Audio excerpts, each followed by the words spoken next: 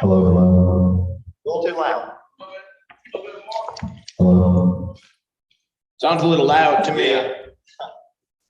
Mr. Fagan is kind of soft spoken. Yeah. Yes. Hello.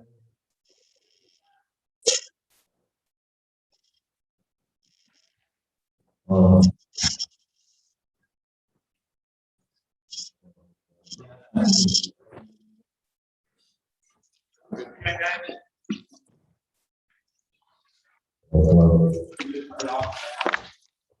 Turn the microphone off, yes. Did you say he needs to turn up the other four? Those four. Oh, yeah. Can you turn up the two? The one on the second, the 2 through 4, 2, 1 through 2, 4? Did you get that, Richard? Yeah. Okay.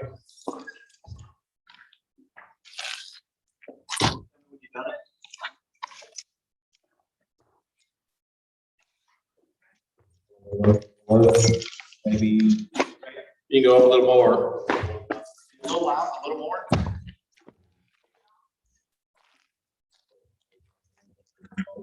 Hello. Hello. Hello. Maybe a little not as loud, maybe. Hello. Talk to me and tell me over here. Yeah, you're all right, but it's not particularly loud. Hello. Hello. Hello. Those need to get close. Hello. So that doesn't sound too bad. Hello. And then this one, that doesn't sound too bad. Yep. Hello. Yeah, this one sounds all right. We may need to up this, the second one over here. Hello. Yeah, that's not too bad now. Ooh. Would you like a minute, John? Sure. What'd you say? Try it again.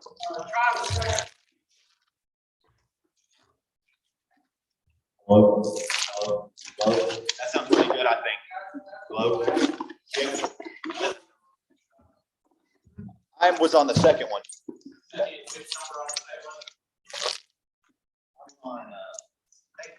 Check this one more time to be sure.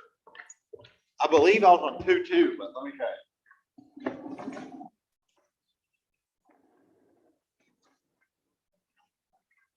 Hello. Hello. Sounds pretty loud now.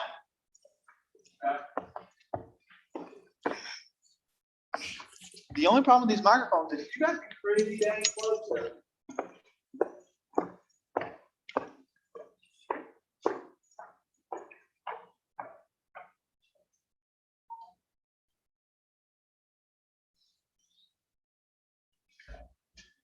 Try 2, 1.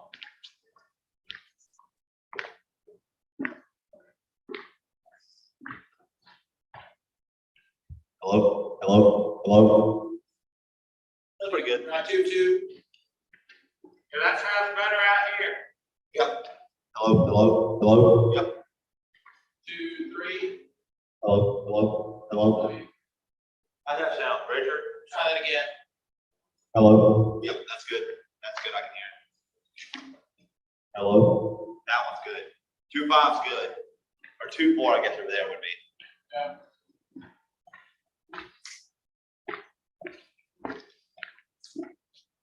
And everything you do from that line, when you said if one goes in, you can change it, you can control from right here. Hold down that set button and it press it together. So.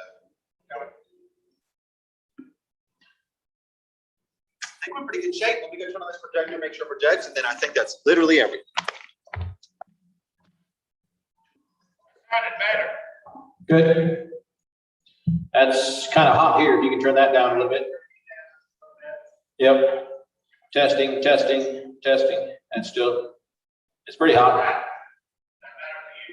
At, I mean, it sounds good. It It sounds good out here. sounds good out there. That I'm not worried about. I'm just 2 inches from the speakers. Exactly. No, it would blast you out. That'd be fine. I can survive. I'm going to be here most of the time. So Okay. I'm sure your mics in the audience are on. Would you rather turn them off? it won't matter. Okay. They're on, so all they have to do is just walk up and speak into them. That works. I will be right back. Okay. That look will be turning on. Hey, how are you, sir? Good, good, how about you? Where you people at? They said you were singing. Yeah. Song request, karaoke. Let's do it. Think I can do it. Let's do it. I got my library. Yeah. So where's that sound coming from? What do you got? Oh, you're over there. Okay. I was like, where's that sound coming from? I believe that speaker right there, Dave. No, I didn't see you up there at the microphone. Is that where you were? Oh, yeah. Yeah, I didn't see you there. And that's where I was like, where's that sound coming from? Yep. How are you today? Not a great deal, nothing. The one thing that's gonna be controversial is they have to do their vote on masks. But beyond that, it's a bunch of administrative things. What do we have here? We have Principal of the Year, Teacher of the Year, all that stuff, approval of the minutes, our ranking, that overall school ranking report, how we calculate economically disadvantaged students, Head Start annual report, overnight field trip, budget, which we don't have yet, school bus, HVAC update, and then our COVID updates. Nothing too bad. Speaking going on here. Yeah, and then at the end will be the public comment. I assume they're gonna do like they did last time, anybody that wants to speak. Is my thought. Yep. Sounds good. I'll catch you out there in a minute when I finish this up.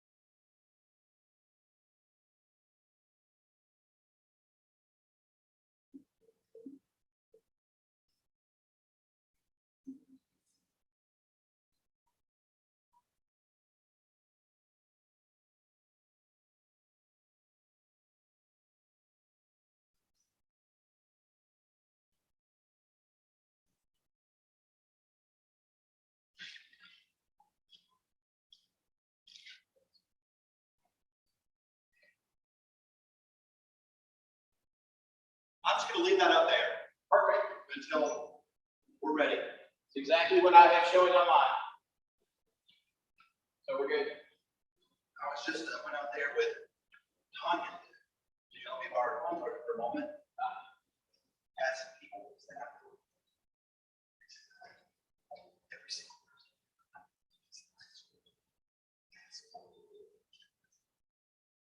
So, I don't think you know how this works. You gotta do the back process. What about that birthday? That's it.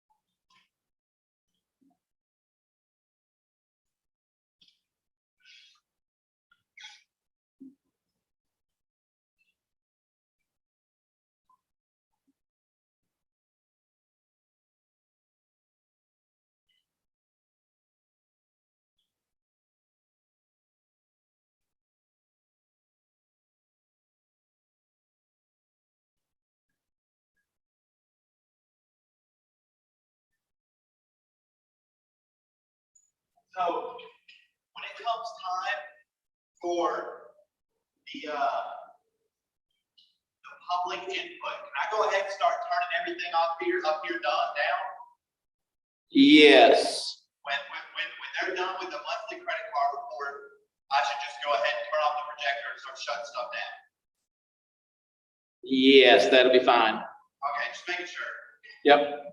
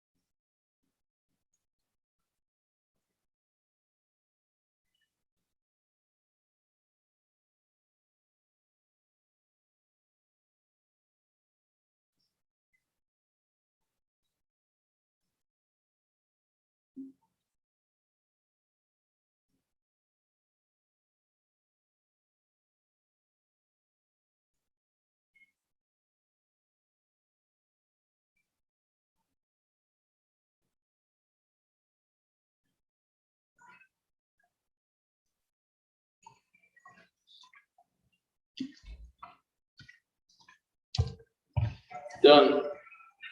Hey, they came in, huh? Sort of.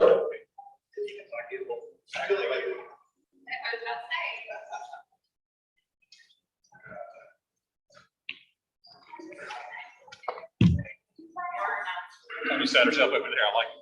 Well, I did it because we're gonna be filming that way with people coming up, and that kept her out of all that. Sounds good. Yep.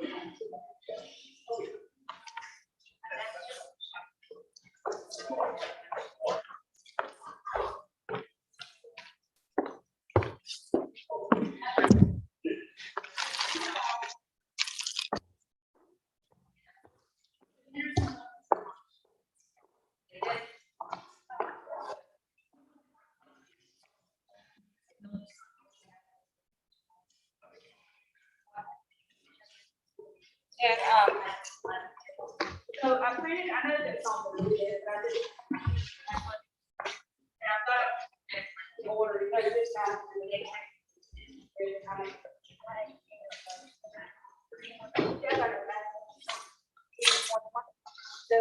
I don't. I can't do it. I just meant for later. Not do you need more than one, do you want more than one, okay?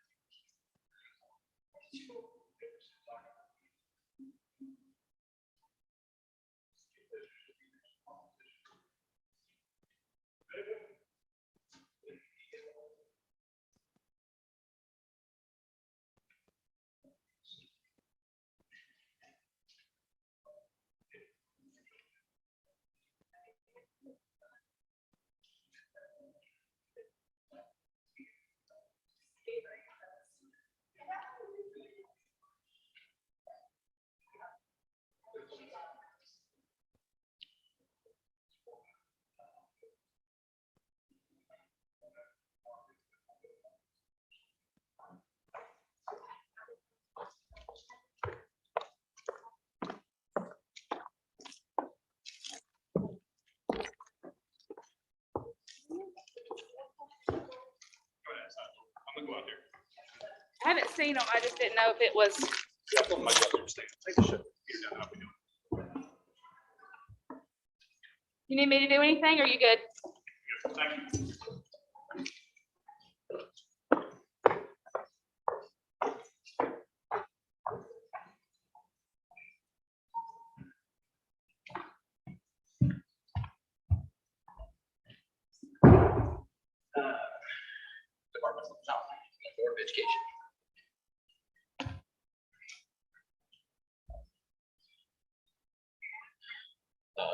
Education. Okay, then the link for the board link video. Yep.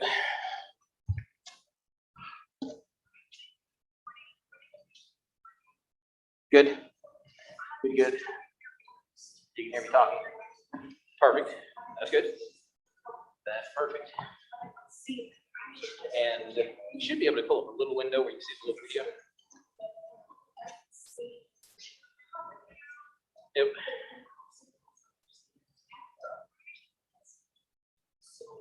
But you can see the video stream. Yeah, exactly. Okay, good. Yep. There you go. Well, you'll be able to see me. It's just a little bit delayed.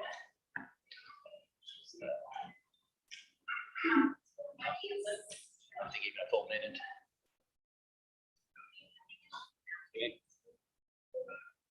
Okay, don't worry about that. You will.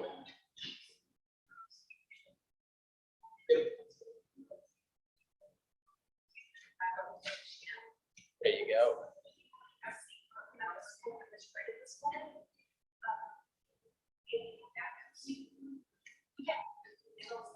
Okay.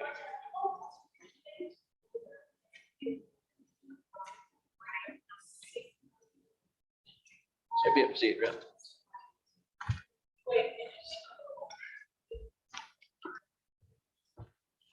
Should be in the center.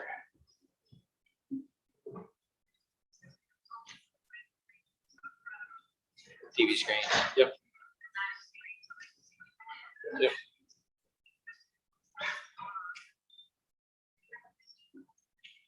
Okay. You'll see it here pretty soon.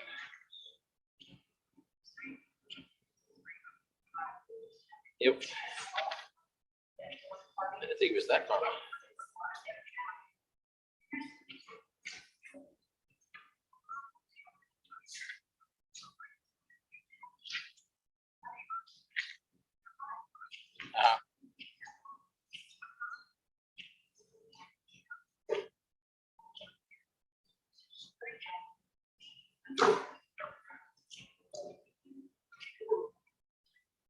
Yeah.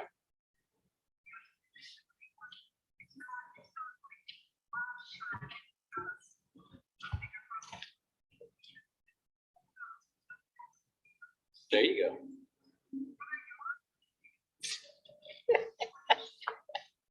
Amazing the way that works. Hey, good to see you.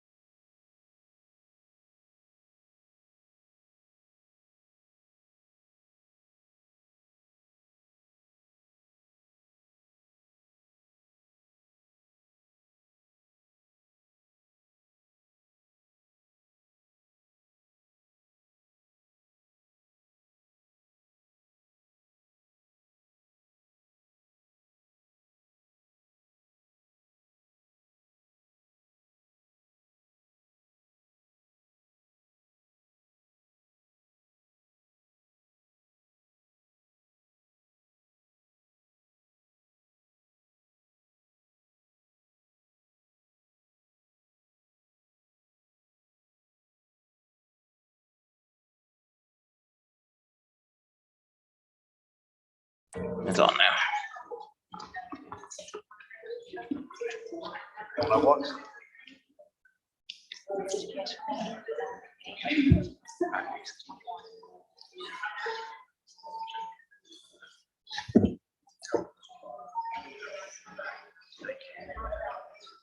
Hey, you should start doing something.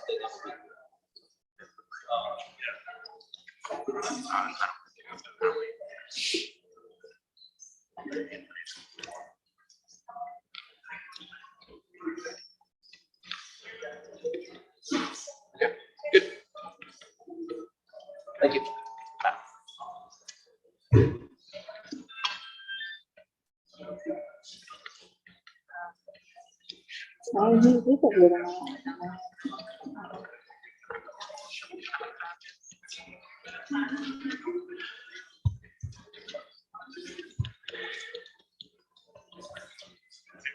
I think I talked with everybody, but these are brand new microphones. We got them at 5 o'clock today, so I've had a lot of practicing time. But at the very point pointing towards you is a little button down there, and if you press it and the red light comes on, that's when you talk.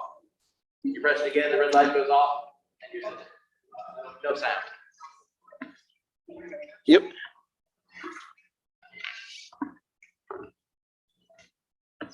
I'm glad they did that. So that it was- It was so broad. That's what I said last week. We're out of our sunglasses.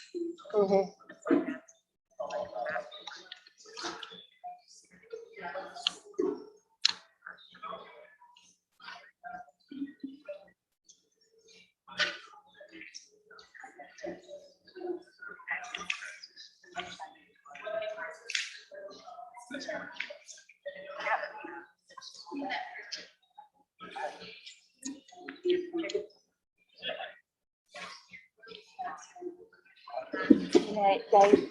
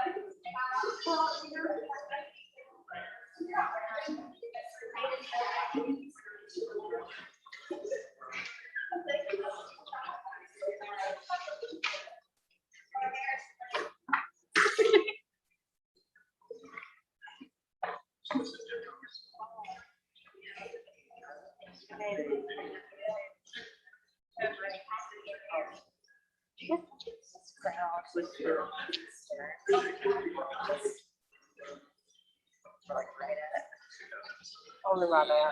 Yes.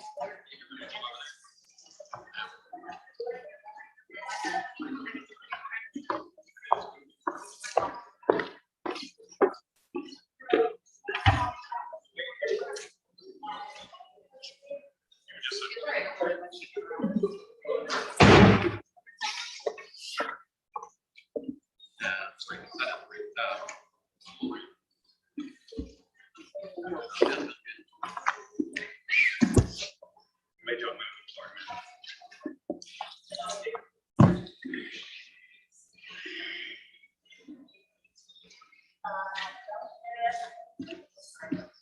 So you, I guess just place it. Yeah, I'm looking for an Andy Ryan. Oh, okay. Is it your second?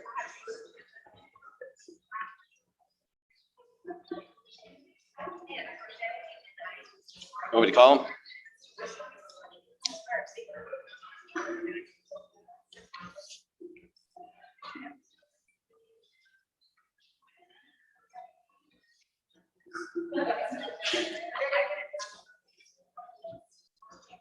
Yeah, you're just gonna wait out there.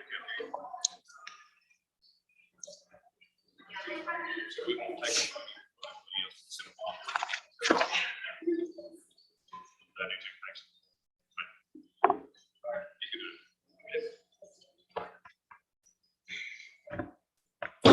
it. At this time, I'll call the November 8th, 2021 meeting to order. If you all will please rise for the pledge of allegiance. I pledge allegiance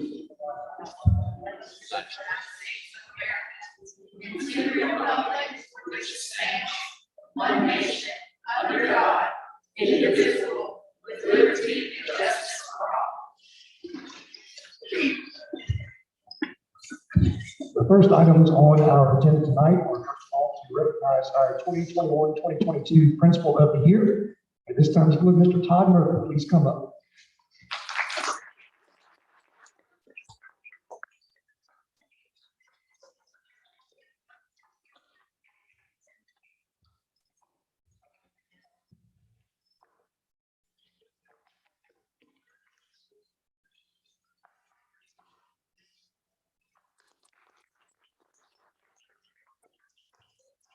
And at this time, we will recognize our 2021-22 Teachers of the Year. First of all, Christy Cox from Hope Central Elementary.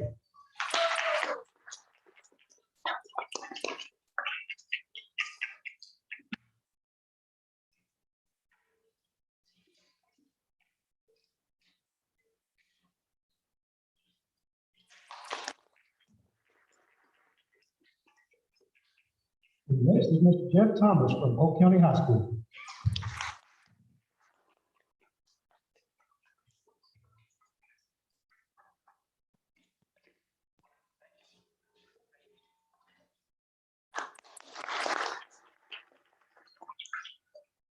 Next is Mr. Bill Ruff from Hopkins Middle School.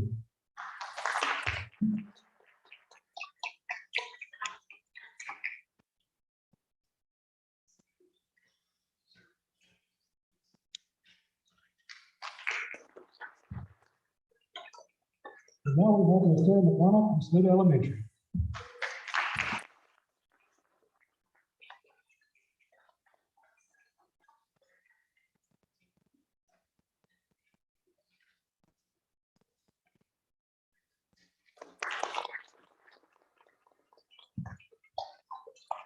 Now Ms. Julie Wilson from Sunnyview Elementary.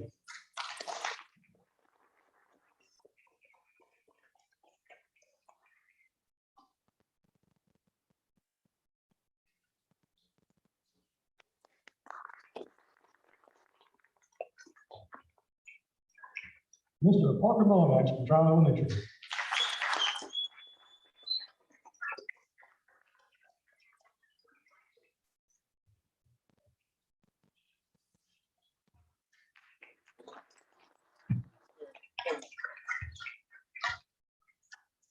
And now our overall district teacher of the year, Mr. Dale Rush.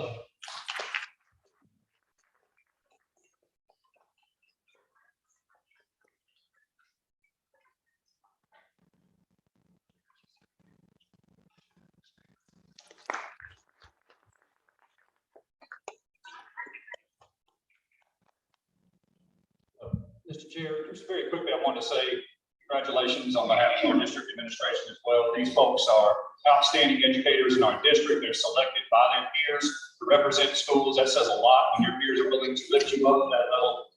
They have to be experienced teachers, and they sure do make a big difference in the lives of our students and families.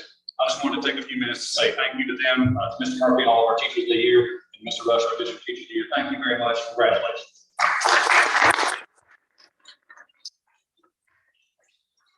You are certainly welcome to stay for the entirety of the meeting. However, we have a photo op right outside in the cafeteria with Mr. Ryan Hart. We want to get your picture, and you can decide whether you want to come back in after that or not. It's up to you.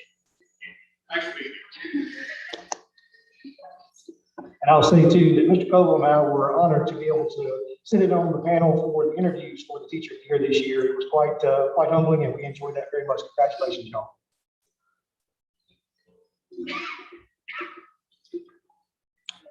Ladies and gentlemen, this time we will be looking for approval of the October the 18th, 2021 board minutes. Has everybody had a chance to review the minutes? I move they be approved. And we have a motion. I need a second. Second that motion. Any further discussion? All in favor, say aye. Opposed, nay.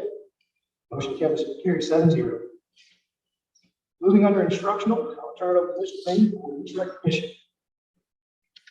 Thank you, Mr. Chair. Just want to take an opportunity. I hope that you as board members saw the email that we sent out to our staff congratulating them on another great year last year. As you know, NICE is a national website and ranking service that takes into account a lot of different factors about schools across our country, and definitely here in North Carolina.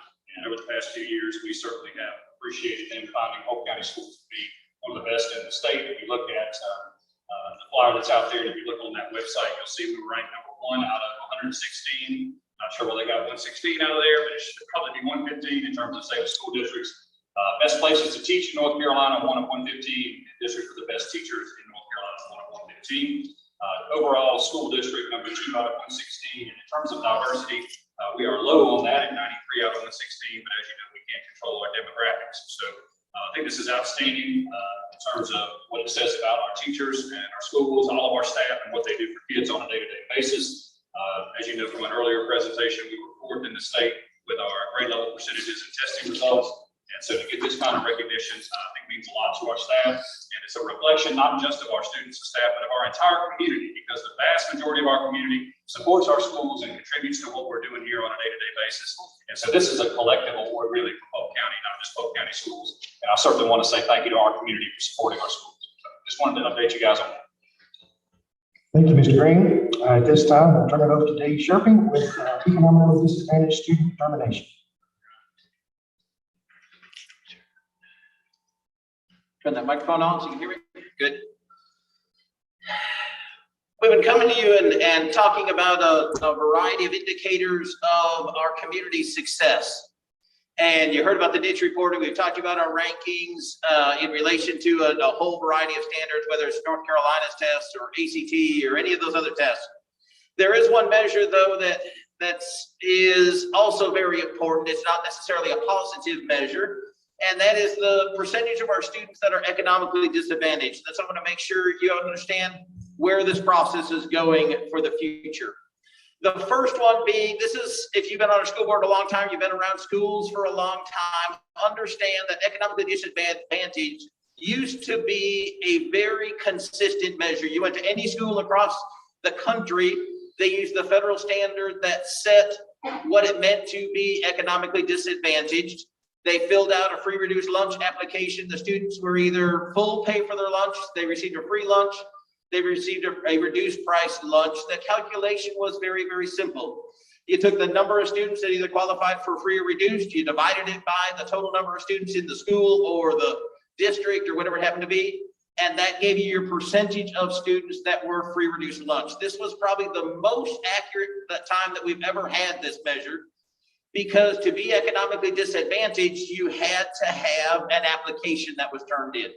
Nobody else got counted anywhere along the way. Those were the only students that counted. Were doing the family turned in an application, then that student qualified as economically disadvantaged. Unfortunately, time goes on, and although the system worked well, there's been a lot of other changes that have happened along the way. So if you go to 2009 and 2010, this is probably the time when we had, in some ways, the best numbers that were out there. So at Polk Central Elementary School, we had 299 students that had turned in a free reduced lunch application. Out of the 415 students at that school, that ended up being about 72% of that school were economically disadvantaged. The family had to take part, the school gave out the applications, the family turned in that application. We figured it out for each of the students that were at that school, and it worked really well. And you averaged all those together, the school system in 2009, 2010 had a total percentage of about 51%. Polk County Schools has always been sort of somewhere in that 50% ranking for the number of students that were economically disadvantaged. Times change. And the first major change that came along was this idea of directly certified. The federal government tried to streamline this process, and in some ways did a very good job. If you already qualified for SNAP, if you already qualified by having a foster family, if you already qualified in any of the other programs for the state of North Carolina, the federal government, you didn't need to turn in an application. You just were directly certified into the program for economic disadvantage. So you didn't have to turn in an application to get a free meal or a reduced meal. Those students were directly certified along the way. This started to bring in a little bit of uncertainty because now some families that would not necessarily have turned in an application because either they didn't want to qualify as free reduced, they didn't feel they deserved it or wanted to be labeled as free reduced or any of those other things, those students are now automatically enrolled. When they're directly certified, they automatically become part of that measure. So when you look at our numbers for 2014, 2015, you'll notice a little bit of a change there. Let's see if I can move this out of the way here for you. There you go. So at this year, Polk Central Elementary School had 298 students that qualified for free reduced lunch, up just a little bit. 391 students that were enrolled at the school gave us a 76.2. You'll notice that our elementary schools all went up a little bit. Far right-hand column is 2009-10. And then the next column up is 2014-15. It's not necessarily wrong, but we got some extra students that qualified as being free reduced because they were directly certified through a variety of programs. Where this actually gave us better information is if you look at the bottom three down there, we picked up students at the middle school, we picked up students at the high school, we picked up students at the early college. In that those are students that were sometimes more concerned about receiving that free lunch as they went through the line right there. So in some ways at our upper grades, it gave us a better measure of which students are actually economically disadvantaged at the school.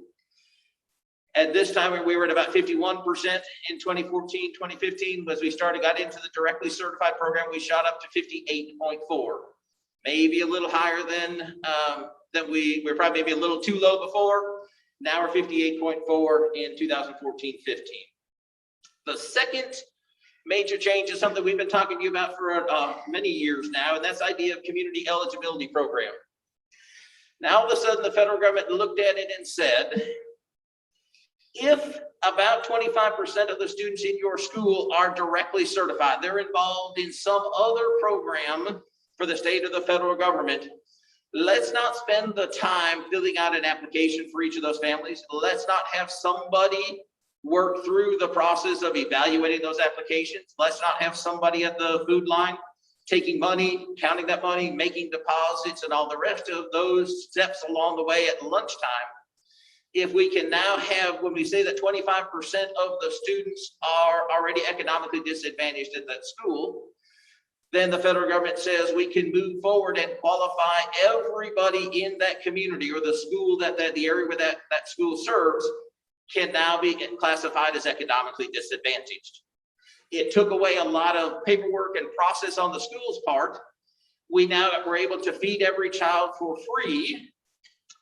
There was one slight caveat, and I'll make up these numbers. If we were getting $3 as a reimbursement for the lunch for everybody that filled out an application, that dropped to $2.50 when everybody was able to eat free. So you had more students that were eligible to eat free, but we got reimbursed less for each student that was along that took advantage of the free meal right there. So we implemented the community eligibility program. Once again, this led to a little bit of less accuracy when all of a sudden everybody at Tryon Elementary was qualified as economically disadvantaged because the community as a whole at that school was greater than 25%. That brought in a level of inaccuracy. So to make this work, each school system had to decide, which schools met the 25%. There's 3 schools that we've done community eligibility program for all the way along. Polk Central Elementary, Sunnyview Elementary, and Tryon Elementary have always been community eligibility programs. If you look at Saluda, they qualified some years, and then they dropped out as the community of Saluda has changed. they no longer qualified. They no longer had the 25% of the students that qualified there. That school could not any longer be considered a community eligibility program. The middle school, we tried 1 year, and then looking at the income we received from that, it didn't make sense for us to continue. They may have hit the 25%, but there's some other factors also involved. And so we tried it 1 year there, and then we dropped out. Places like the early college and the high school never qualified across those schools there. So community eligibility meant different things to different groups. To child nutrition, that meant every student ate free. It was great. It worked perfectly. Jennifer and her staff knew that when that school was CEP, they could now eliminate a whole variety of business things they had to do there. To accountability and all of our testing, it now all of a sudden meant that everybody at that school was economically disadvantaged. So when you compare our accountability and you look at the subgroups, when all of Tryon Elementary or all of Polk Central is qualified as economically disadvantaged, that brings in a little bit of inaccuracy to the measure right there. And the federal government is now starting to make some rules and some changes that are going to be coming, that just because the school is CEP, we can't count everybody at that school as economically disadvantaged. For federal programs, not all of the students at a CEP school can be counted as low-income students. So we're talking about Title I and other programs, Title IV, other programs that are out there. And so the federal government uses a multiplier. It takes whatever percentage of students are directly certified at that school and then multiplies it by 1.6 to give you your percentage of low-income students. So as you look at this for 21-22, Polk Central had about 51% of their students at that school were directly certified. The multiplier of 1.6 brought us to about a 62.7% of the students at that school are what we're going to call low income. You compare that to the other two measures we used in the past, just turning in the applications or doing the directly certified, you can see the change that's happened. It's gone up and up a little bit along the way. 1.6 isn't something that they came up with. The federal government does this record of free reduced lunch applications across the country for many, many, many years, and they use that 1.6 as the average for the school systems across the country. If you look at someplace like Saluda, that in 2021-22 was at 32.7, the 1.6 multiplier gave them 52.5.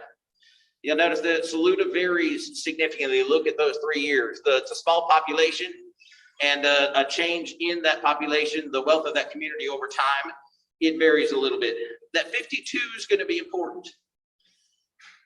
50% low income is about the threshold for a school to qualify as a Title I school. There's a lot of services that come to our elementary schools as Title I, whether it's the staff that's there to work with the students, the materials that are brought in, the staff development that's come in, the extra teachers to work with kids in small groups. And as these changes have happened along the way over the years, and as the community has changed, Saluda is getting very close to that line of no longer qualifying as one of our Title I schools because of the wealth of that relative community right there. It's not necessarily that it's wrong. It's not that this is a bad program. We just want to make sure you understand that there's these changes that are coming in the future. Our great advantage is for this year, 2021-22, as the asterisk says down there, asterisk, we get to use our 2018-19 numbers. So the numbers you're looking at there are actually the pre-pandemic economically disadvantaged numbers right there. Because no school's been able to run school and do everything exactly the way they accurately for these data collections and other points, the federal government's allowing us to move on. In the next couple of slides, you'll notice that the percentage of students directly certified at Saluda is changing. But remember that 50%. They're qualifying because of data from a couple of years ago. The third major change that's happening for economically disadvantaged students is the pandemic. One of the great things that the federal government has done is all through the end of the 2020 school year, food service was able to go out and we provided meals. Families could drive up, they could pick up meals at our schools for lunchtime. They, Jennifer and her staff did the evening meals for the weekends. They did it for times when we had, days out or anything along the way. The federal government provided those meals for our students. What that meant, as you look at that was March of 2020, all of the 2021 school year, all of the 21-22 school year, every student at the school is eating a free breakfast and lunch. Families at non-CEP schools, so schools that don't qualify as community eligibility programs, no longer have an incentive for turning in a free reduced lunch application. So a school that's not CEP, like Saluda, where we have students that may qualify for free reduced lunch, no longer need to turn in that application because they're getting the meal free without that step. The federal government is paying for those meals for every school, for every student along the way. That's going to become real important when we talk about that 50%. If we don't get enough students and families that turn in those applications so we can evaluate their economically disadvantaged student status, that'll affect lots of other programs that are out there. So that's the third major change. One of the things we do know is that for 22-23, the U.S. Department of Agriculture is discussing continuing that process. That for 22-23, meals are going to continue to be free for all of the students in our school system, all the students across the country.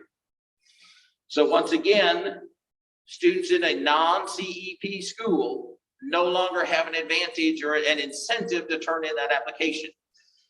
When we hand this application out to you or to your families right there, do you want to turn in your income, the number of children, the number of adults in your household, the number of children in your household?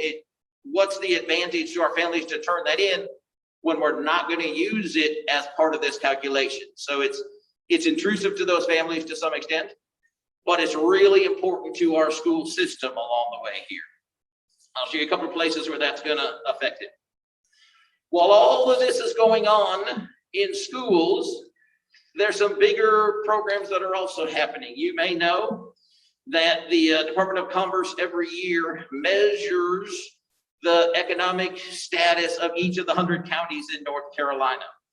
They use 4 indicators for that. You see listed down there: the average unemployment rate, median household income, percentage growth in population, and the adjusted property tax base per capita. One of the good things about Polk County is on those indicators, we're a rising county. We are becoming less economically disadvantaged, to use a school term right there. One of the bad things is that using those indicators, Polk County has gone from a tier 2 county to a tier 3 county.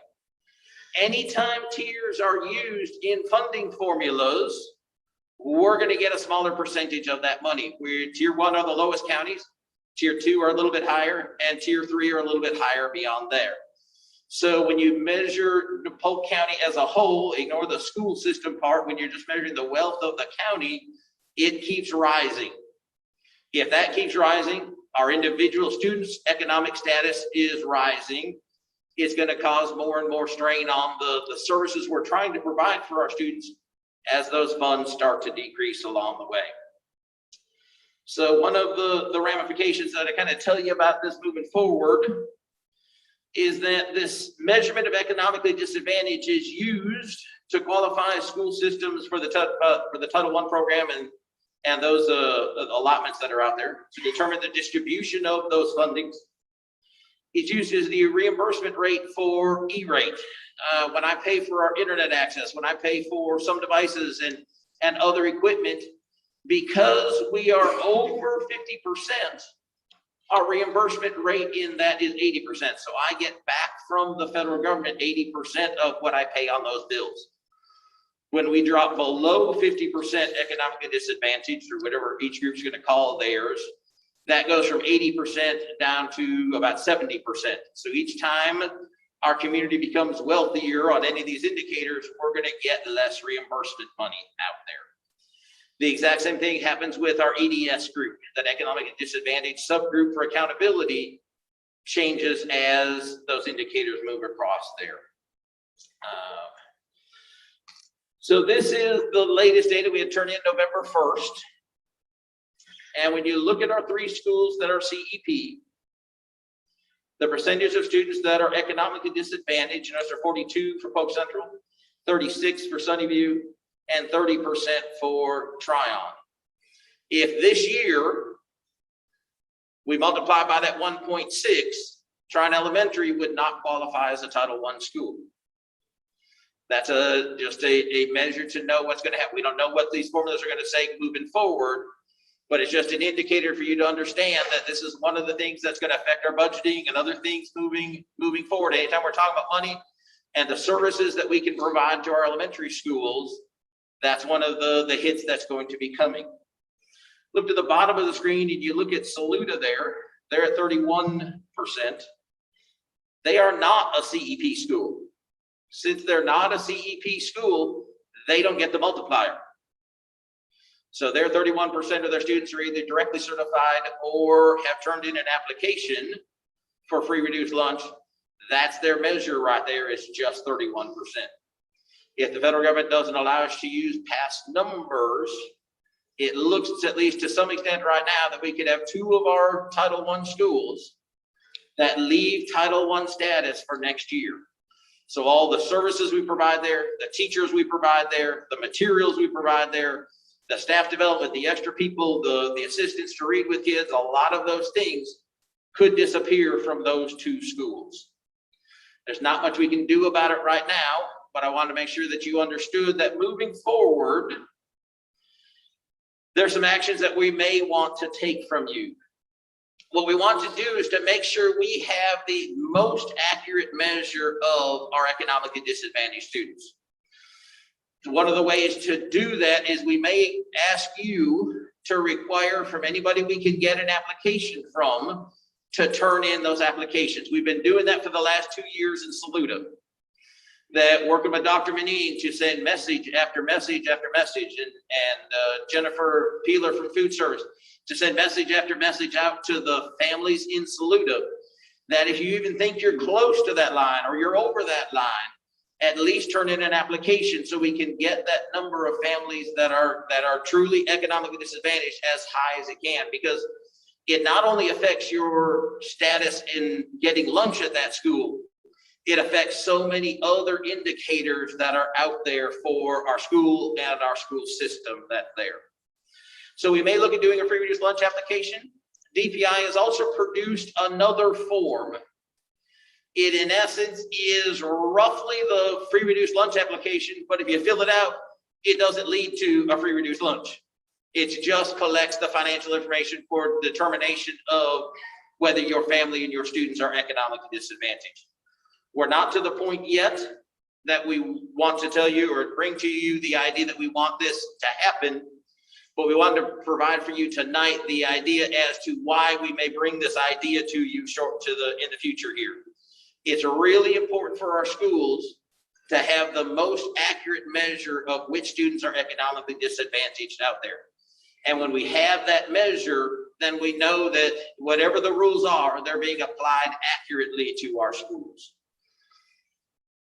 It's not necessarily a good picture. We're still hitting somewhere near that 50%. If you go back to this measure, you notice we're at 48.2.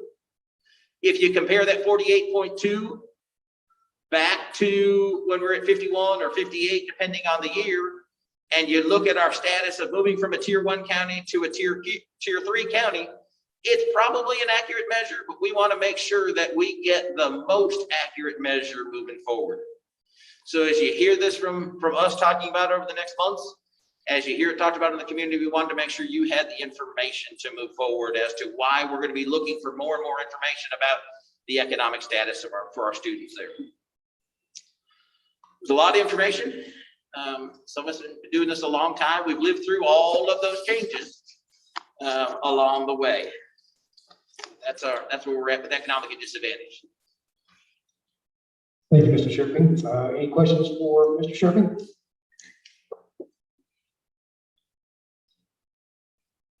Thank you, sir. Moving along, we have now our Head Start annual report from Kathy Harding.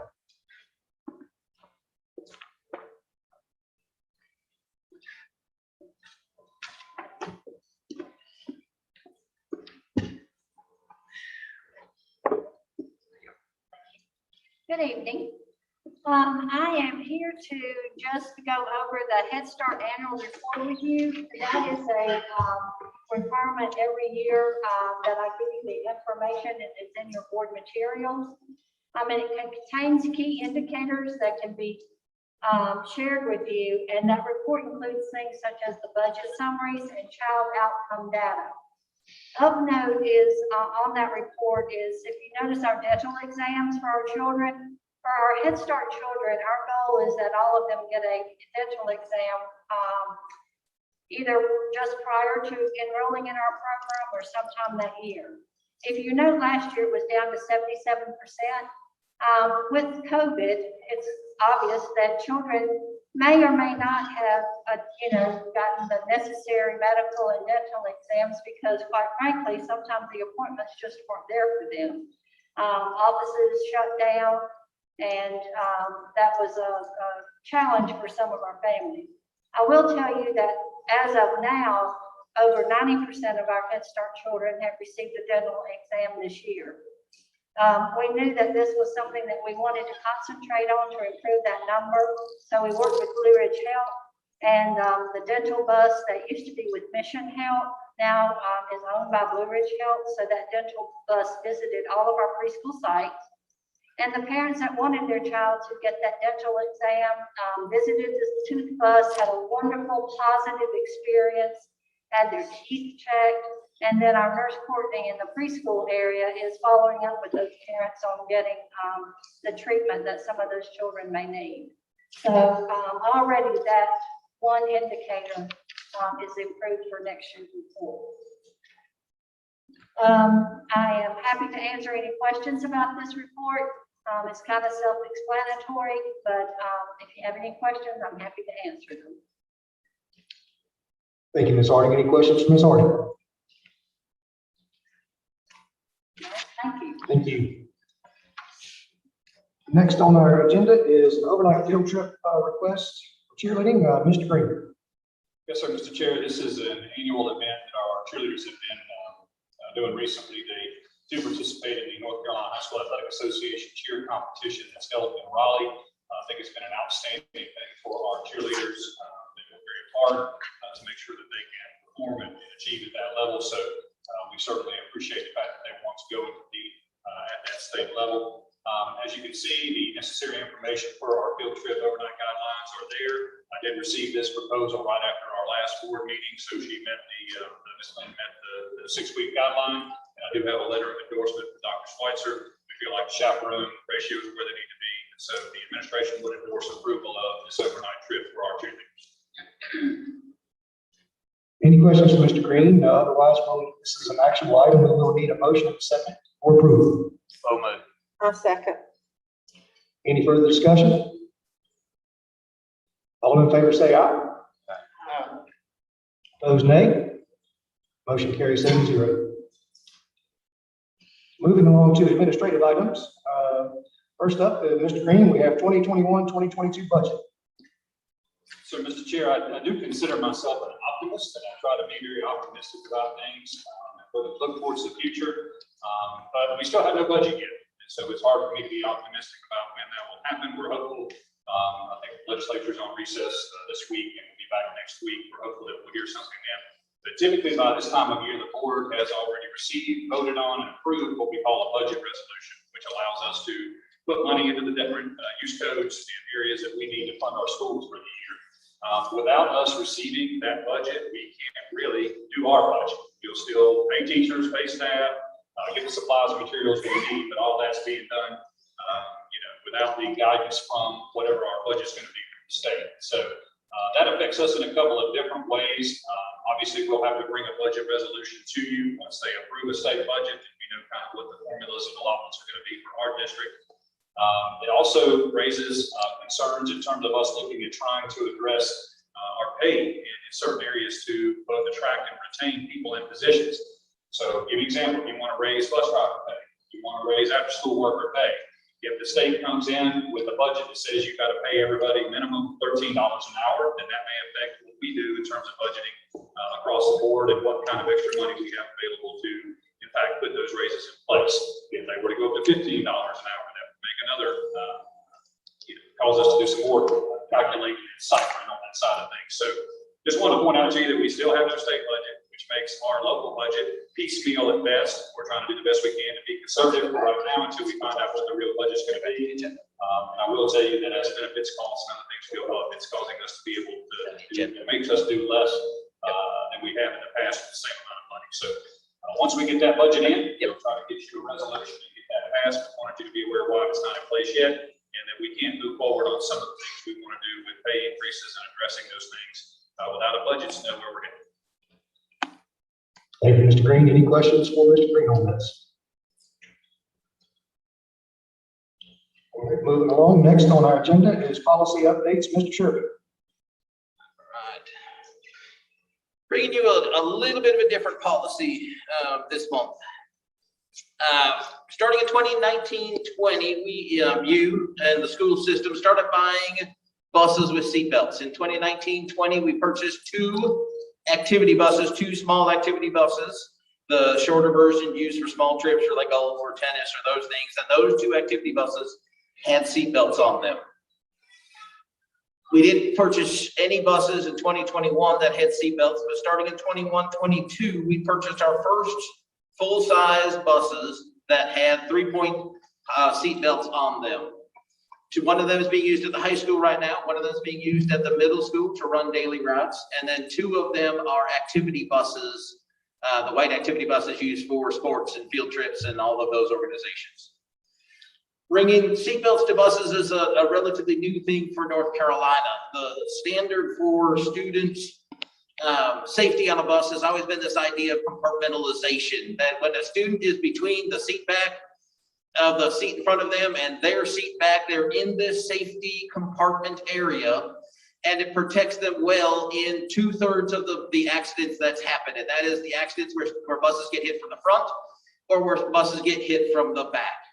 And that was a standard that was in place for many, many, many years. In 2015, the National Transportation Safety Administration, Highway Safety Administration, started to look at the other 1/3 of accidents, those accidents where buses got hit from the side or where buses actually turned over. And it was determined that adding seatbelts to buses actually protected students in that 1/3 of the kinds of accidents also. We purchased buses with those seatbelts on them for the 21-22 school year.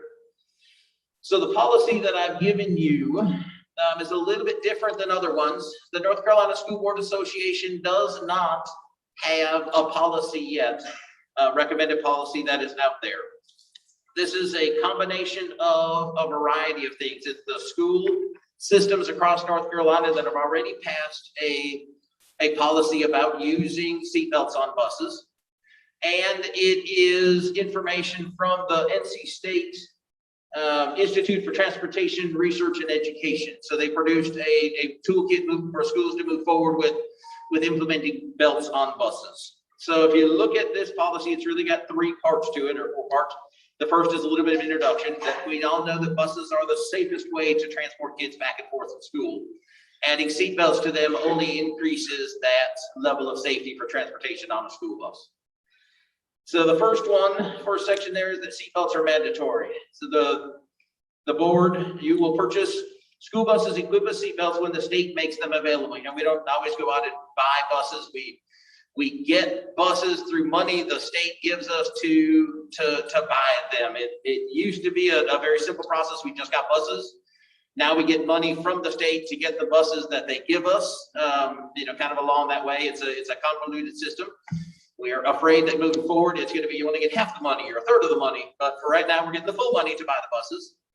But so the first rule that says when we get buses, we're gonna take buses with seatbelts on them. That'll be our standard moving forward. And the second thing, when the board operates a bus equipped with seatbelts, the use of the seatbelt is mandatory for all student riders. The children receive instruction on the proper use of seatbelts on school buses annually. The driver's responsibility, this is the part that gets a little bit cumbersome for you here. Responsible for enforcing the mandatory use of the seatbelts using approved student behavior management practices, just like they do anything else for students that are out of their seats, students that are causing disruptions, those standard behavior management practices. The bus driver is also responsible for instructing students to use seatbelts at the following times. In the morning when they get on the bus, so as each student gets on, as a reminder that they're to put their seatbelt on.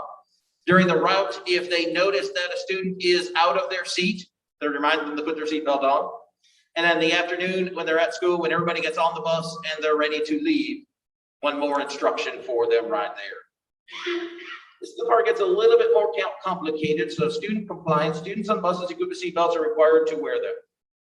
Drivers shall notify the principal or the designee when a student does not comply with the directions to wear a seatbelt. Here's the important part. Drivers are not responsible for a student's failure to wear belts and should not be liable for injuries a student suffers as a result of failing to wear a seatbelt. These are the recommendations that are out there, so that it's the responsibility of the driver to make sure the student understands how the seatbelt works, that they're told that they need to wear them, but they don't need to stop the traveling the bus or anything else if they're not wearing those seatbelts. So this is our policy that we're asking you on the first reading to look at. Give us any suggestions about. We'll come back to you next month. Okay, and this is, shows. I'm sorry.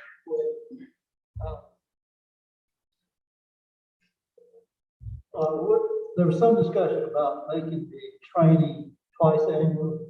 Correct. Is that right? We've looked at that. The recommendation is 3 times a year. We look back and forth, do we want to do it 1 time a year? We do our other training about how to exit a bus annually. And so working with Lambert Ridings, our transportation director, we went with 1 time a month, just like the other trainings that we have for our bus. That can be changed. There's no standard for it. I think anywhere from 1 to 3 would be an option for you. I understand. I thought Yep. discussion was to change it to twice annual. Okay. Yep. So this is a first reading. You're not looking for, it does say action, but we're not looking for a motion to approve this tonight. Correct. Okay. Yep. All right. Any questions for Dave? Mr. Sherman? Does the buses have any kind of security, like when a seatbelt is off, that notifies the driver instead of just seeing it through the mirror? They do not have anything. It's visibly just whether the student is out of their seat, able to move around, that they're not latched into the seat. And I'm sorry, I'm corrected. We will need to approve on first reading and revisit this again next month. We would be looking for a motion in a second. I'll second. Motion in a second. Any further discussion? All in favor, say aye. Aye. Opposed, nay. Motion carries 7-0. Next, back to you, Mr. Sherping, for Polk County High School HVAC update. Change my pages here. Since I've been with you last month, a lot's happened at the school over here. I think we shared with most of you, or you saw in the newspaper, the excitement of our crane that arrived here a couple of weeks ago. We kind of jokingly, I spent a good bit of time with them. The large, we ran 2 cranes in that Friday night. We needed the little one to build the big crane so that it could be used all day Saturday and then taken apart on Sunday and driven out of here on Monday. But we got 4 pieces of equipment, or 6 pieces of equipment set. We got 4 on top of the building. We got 4 air handlers set, 2 on the double story, the 2nd story, 2-story part of the building right behind us here. 1 over the top of the new wing, and then 1 over the top of kind of where the shops are and the nurses' classrooms are right there. So 4 air handlers were placed on the roof right there. We also very carefully lifted up the 2 air-cooled chillers that went in their new locations. If you watched the things that we had out there, they lifted up over the top of the greenhouse and then were set down next to the building. So we had 2 chillers that were placed and 2 air handlers. And what's happened since that time, the crew's been in, they're attaching all of that equipment and getting it ready to go. As soon as that was done, we then started that Monday right after that, we started on the demolition and the retrofitting of 5 classrooms. So if you're on the 2nd floor of this building, it's the 4 science rooms at the end of that hall, and then 1 math classroom moving forward. We tried to get about 5 classrooms done.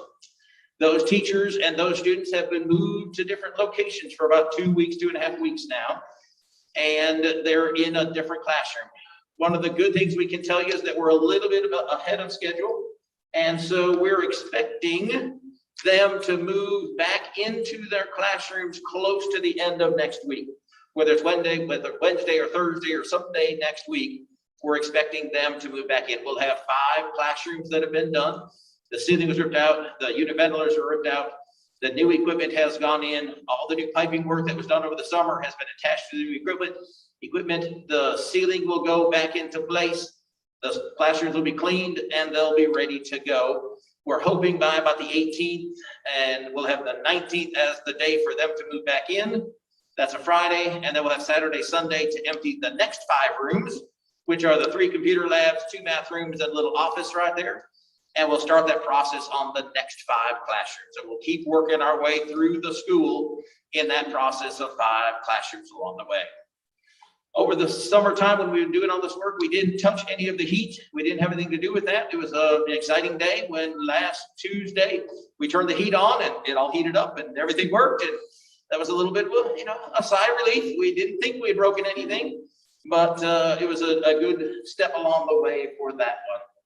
So we're expecting that somewhere about November 16th, all those air handlers, those chillers, all that equipment will be turned on.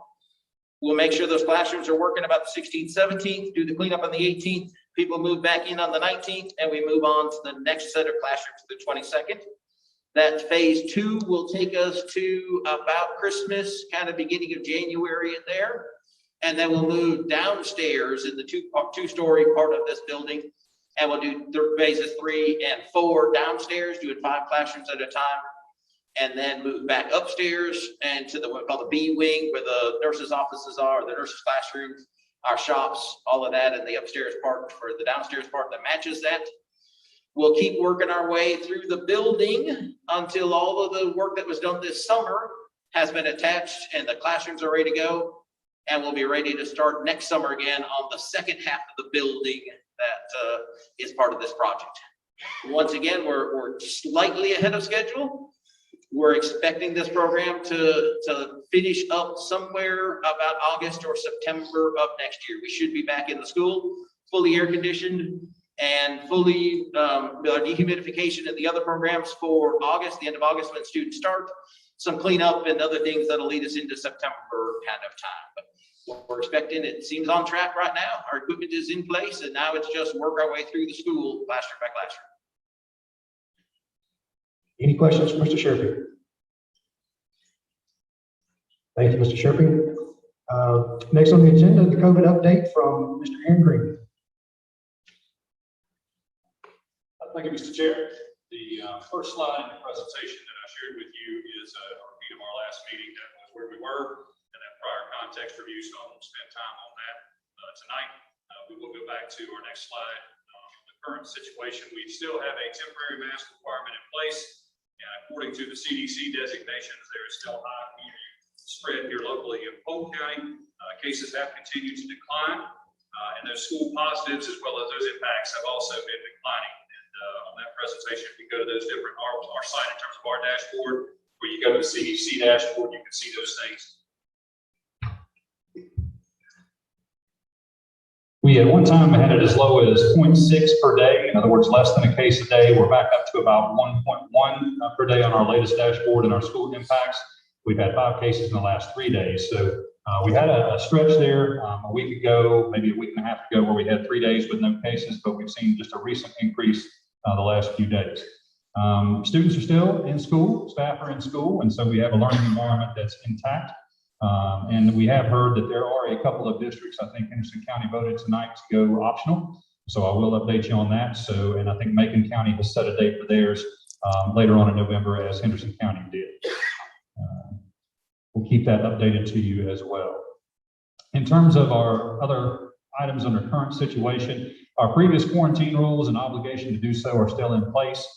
So that part hasn't changed, although we're hopeful and looking forward to seeing any DHHS changes that could be coming, especially when our local transmission moves to moderate or low, which we're very hopeful it does in the near future. Percent positive numbers and the strain on local resources is still declining. Percent positive even dipped below 5 a week before last, and last week it was back above 5 again. We do have increased access to testing and want to make it clear that no test or no vaccine is given without parental consent or involvement, and that is run specifically that way with no exceptions. And we still have very low vaccination numbers for minors, so those things are still in place. As far as looking ahead, we want to make sure we continue to monitor the metrics, percent positive, our local spread, our school cases and impacts, and monitor any pockets of spread we might see in our schools or outbreaks in other areas. We're also very keen in terms of watching for that DHHS guidance to change. We're hopeful that will take place and that quarantine procedures will change as well. And the vaccine has been approved and available for the youngest students 5 to 11, which was something that was not true in our last meeting.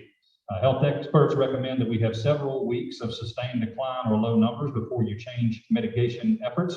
I'm glad to say that the trend we're seeing is very encouraging so that we can get to that level. If you look at the next slide, you will see the transmission level according to CDC. This is their set of metrics that they use. So low transmission would be anything with less than 10 cases per 100,000 for the week. In a place like Polk County, when you do the math on that, you're talking about 2 new cases a week here in Polk County would be low transmission. Moderate would be 10 to 50. Again, you can adjust that to Polk County numbers, and substantial would be 50 to 100 or so. And then anytime you're above 100, that's high. And so the latest data CDC has for new cases in Polk, I think is still over 100. That's why they have us in the high category. The percent positive, low is less than 5%, moderate's 5 to 8%, substantial's 8 to 10%, and then anything above 10% is high. And so you can see we're in the moderate range here in Polk in terms of our percent positive. Although the CDC, I think, has a lag. They have a little lag time updating the data from North Carolina. So they still have us in the substantial range as far as percent positive.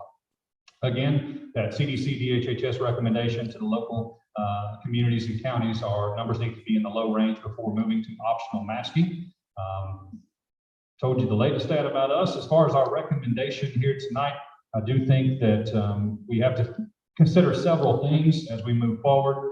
I do think that the vaccine now being available, not that we're forcing people to get it, but the vaccines are available to those that are 5 and up, and that means anybody who's in a school environment pretty much other than our pre-K kids have access to that vaccine.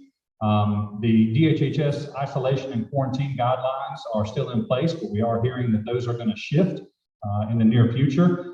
We're supposed to receive an update as superintendents on December 3rd at our conference, and I hope to hear more from DHHS then and get their updated guidance when it comes.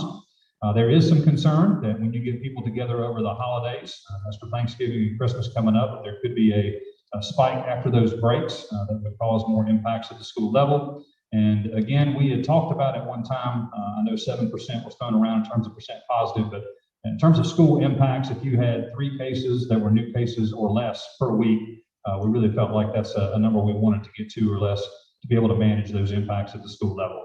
We're definitely better off than we were. There's no doubt about that. And again, I'm pleased to see the trend going downward in terms of what we see in terms of impacting our students and our schools and our families.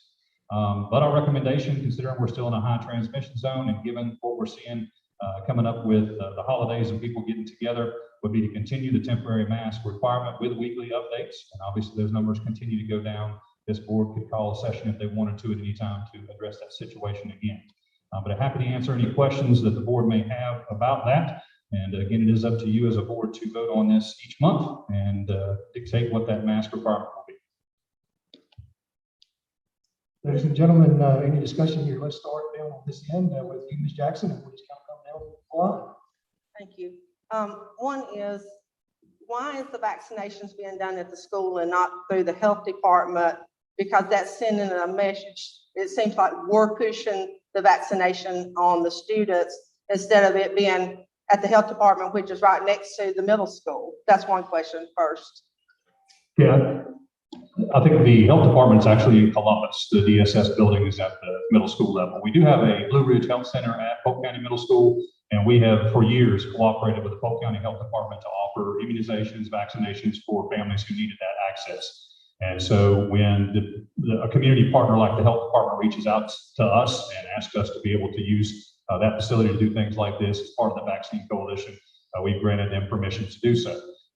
It is being run by that vaccine coalition, not by the school system. And we've had parents who will indicate to you that it's much easier for them to go to that middle school setting with people they know in an environment that they feel comfortable in to get that access to those vaccinations. Understand your concern about optics, but we've been doing that stuff for years. I know this particular vaccine is controversial, but that's why the decision was made. When the health department approaches us from the county level and has that vaccine coalition with one of our partners, Blue Ridge Health, which is located at the middle school, we felt like it was, what we needed to do in that particular situation. We did the same thing with the older students. When those vaccines came out, we cooperated with the vaccine coalition, had those vaccines there. And the second question is, when we first went to mask mandates in August, the percentage rate for Polk County was like 8.3, 8.4%. Right now, we're at 5.4, I think the latest number that I looked at. So we are in that decline area to where it seems like we should go back to mask optional because we're in that declined area, and we've been that for several weeks now. And that was, I think, our goal in the beginning was to have several weeks data to look at and see if it fell below the number. Well, we're definitely below the number that we were originally at the mask optional. Another way to look at that is that what we're doing is working and it's keeping our schools open. Schools are being kept open. I agree with you there. But in the beginning, when the mask mandate or optional was, it was that they were sending everybody home. They're not doing that now. Because And we're it- wearing masks. Not necessarily. If we remove the mask, we would still be dealing with the same quarantine guidelines as before, correct? If we make masks optional, the DHHS guidance has not changed, which means the local health department is still obligated to isolate and quarantine according to those guidelines that exist currently. With the masks on, you do not have to quarantine at the same levels. Again, those are DHHS guidelines over which we have no control. But you're correct. If you remove the masking, we go back to the 6 feet, 15-minute rule that we had prior.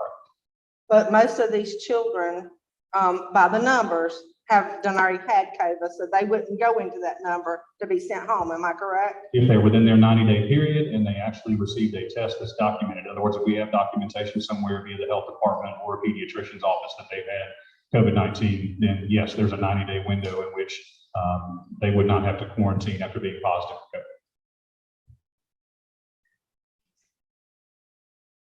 Ms. Bell? I'm good. Ms. Allen? I would like to see the numbers at 5% or less for 2 to 3 weeks before we go to option.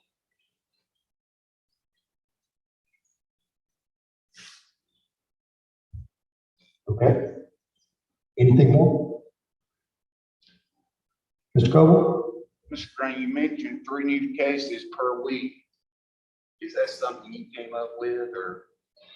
It really is, in terms of when you start looking at the numbers per 100,000 and you get to that low to moderate transmission rate, you take the numbers and extrapolate them down from being 100,000 down to what our school population is, really trying to get a handle on, what does that look like in a reasonable way.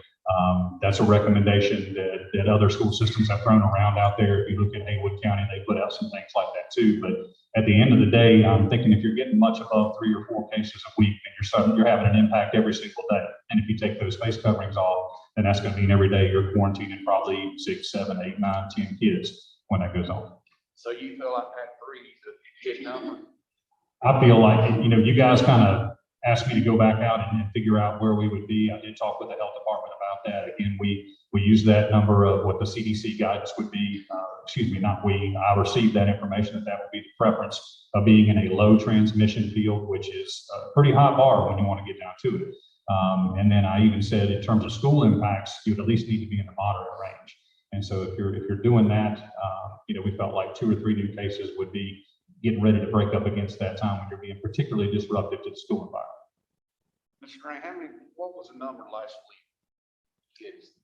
It's on the dashboard. I could pull it up for you, but I know we've had, I think we've had 5 in the last 3 days. Okay. Ms. Gibbs? I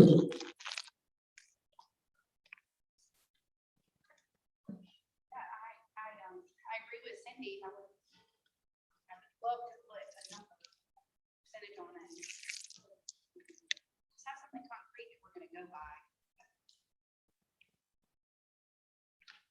What the right percentage is, I think, 5% or less is considered low. I think that sounds reasonable to me. I don't think that if we do it, I don't want it to be willy-nilly and to change every single day. I think if, we see 2 weeks at 5% or less, that we take masks off, and people know what to look for. If it goes back above it, then we put them on for a week or two and monitor it. We're concerned about the holiday spikes. Personally, I feel like it would be reasonable to consider requiring the mask for 2 weeks after the holiday breaks, just to bypass the quarantines. If that's we're wearing the mask to begin with, that's it.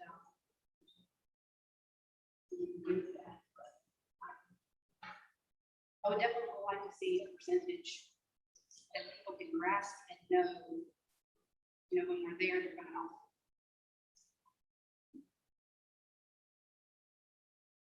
Anything more? Ms. Page? I'd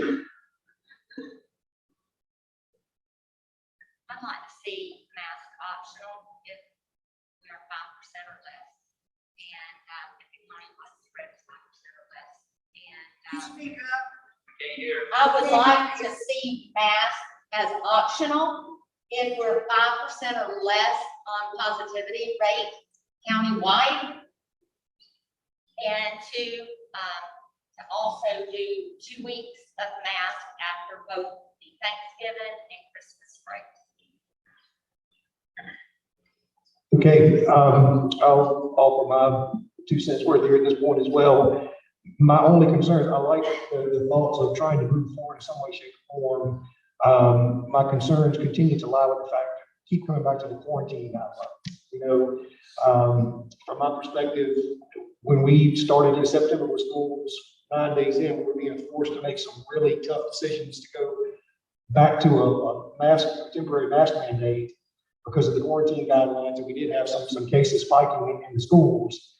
And I don't want us to go backwards and wind up having to, backpedal and have to put masks back on the kids again in the classroom. I'd love to see us get to a point where we could just be kind of done with it, and before we step that far forward. But with that said, the guidelines still exist for quarantine, and so any of these things, if we go to a 5% number or we go to mask optional tonight, those quarantine guidelines come back into play, and we're going to start sending kids home. We had over 600 kids quarantined after those first 2 weeks, and we had 3 schools that were shut down temporarily. So that's, again, from my perspective, I feel like that's the hand we're being dealt with what we have to deal with right now. And it's unfortunate that's where we sit, but I feel like in order to keep the kids in school, that we got to keep this in place for the time being. So that's my opinion. With that said, this is an item we are required to take action on each month. Last month, the board decided to take that vote after we heard public input. I look and see we have about 14 people that want to speak. Would you prefer to, again, table the vote and move to amend the agenda to place the vote after public input? I'll make a motion that we'll move the motion until after the public input for the agenda. I'll second that. Have a motion and a second. Any further discussion? I have a question. Mr. Green, do you typically get information before we do? I've heard whispers that NCD HHS, they're getting ready to release new guidelines. Do you have any? That's what we're supposed to hear on December 3rd.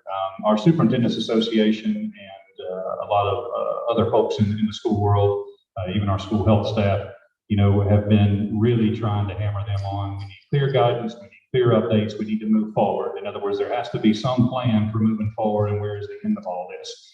And so we're very hopeful that, that they're going to come out with that.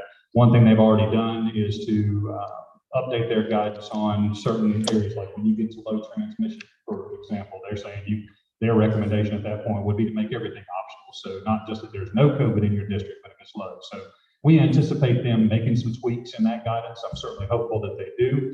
I think with everybody, one thing this board has discussed over time is being able to have everybody have the opportunity. Not everybody get vaccinated, but everybody have the opportunity if that's what they wanted. And so I think that once that time comes and goes, which will be about 5 weeks, it takes about 5 weeks from when the vaccine's available. Your first shot, you go 3 weeks, you get your second shot, and then there's a 2-week period, and then you're fully vaccinated. So if you extrapolate that out, that's 5 weeks from from this week. And I hope that we will see some changes in guidance at that point. But I'll learn a lot more at that December the 3rd meeting, December 2nd, December 3rd, and we'll definitely communicate that back to you as board. Any further discussion? Okay, we have a motion and a second to move the vote till after public input. All in favor, say aye. Opposed, nay. Motion carries 7-0. Moving along next, do we have any old business, Mr. Green? No old business. How about new business? No, sir, Mr. Chair. No old business, no new business. All right. For informational purposes, everyone, we have the Veterans Day holiday coming up here on the 11th. Thanksgiving break is November 24th through the 26th. We should have attached, you had Sorry. Second. Sorry. I got you. I got it right here. There it is. It's there now. All right. We got the October Head Start Policy Council minutes, October pre-K monthly report, pre-K financial report, monthly financial report, monthly credit card report, and I see no board training currently. That being said, it is now time for public input. Ladies and gentlemen, as I mentioned a second ago, we have 14 people on our list here that are signed up to speak. That is mathematically a few more than our 30 minutes that we allow for, so we will have to have a vote to amend our policy for this evening to take on more than 30 minutes of discussion. So moved. Second. I have a motion and a second. Any further discussion? All in favor, say aye. Opposed, nay. Motion carries 7-0.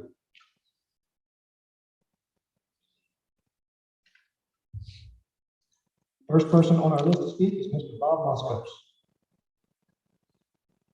If you want to leave, there's a microphone on each side. There's a microphone on each side. Okay, yep. Microphone each side of the room, folks. Thank you very much for the chance to speak here again tonight. This is what, month 4? I think that we've all been together over what I consider to be absurdity. The only way I can describe it, everything you just put on the screen, the numbers you just talked about, the percentages, are based still on a PCR test that was never intended for this purpose. They run at 40 cycles instead of 20 cycles.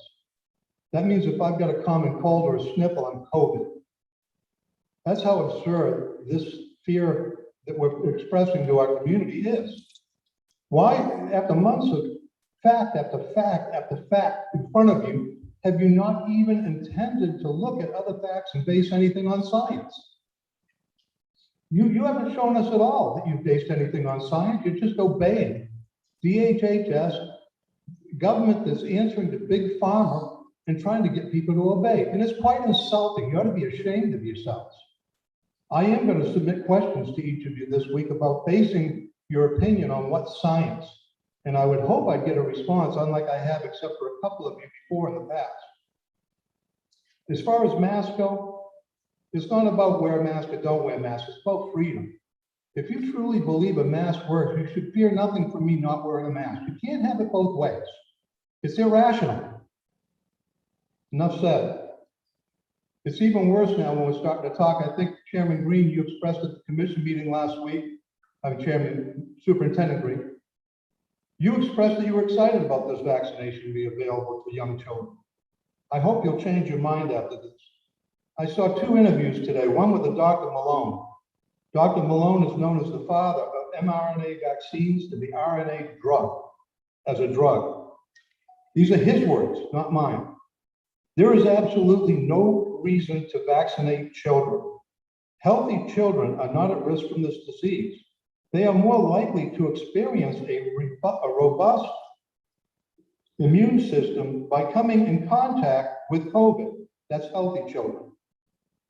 We need this kind of natural immunity if we are going to reach herd immunity and succeed in defeating this disease. The children that do get hospitalized are because of secondary issues in almost nearly every case in America, not because of COVID. He also stated that as of this week, France joined several other nations in stopping the use of the Moderna vaccine for those under 30 years old, mainly because of cardiomyopathy. Joining him was a Dr. Pierre Corey, President and Chief Medical Officer, Frontline COVID-19. The idea of pushing vaccines as the only way to fight this virus was at first a noble lie. Now that we know the facts of the adverse reactions and death, it is just a lie. His words, not mine. Mr. Moskowitz, your time is up. I hope you reconsider and follow some science.